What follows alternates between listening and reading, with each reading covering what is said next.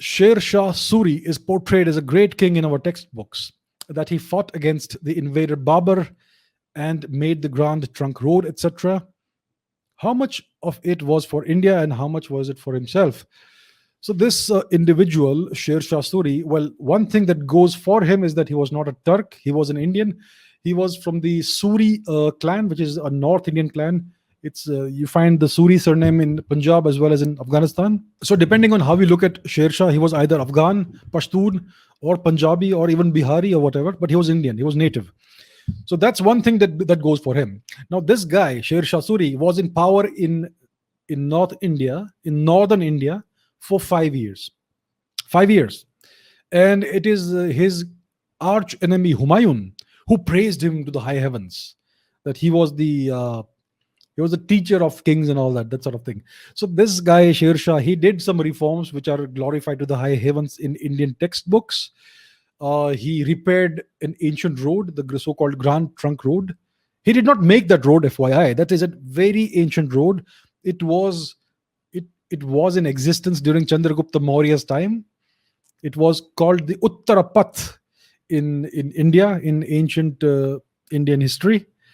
So this road stretched from the borderlands of India to the east, to the from the Myanmar border in the east, all the way into Afghanistan and into Central Asia. So that was the Uttarapath. That was a major road in India during the time of Chandragupta Maurya. Chandragupta Maurya had maintained this road very well. There were innumerable rest houses and inns and even dispensaries for human beings as well as for animals along this road. Everything was free, FYI, for all the travelers. So it's a very ancient road. Sher Shah may have merely repaired some portions of this road. And there is a very dark side to Sher Shah Suri as well. In his merely 5 years of rule, he perpetrated a number of atrocities, many massacres in the region of Malwa, east of Gujarat. He treacherously committed a massacre of Rajputs. There was this Rajput king, small chieftain, who had submitted to Sher Shah's suzerainty.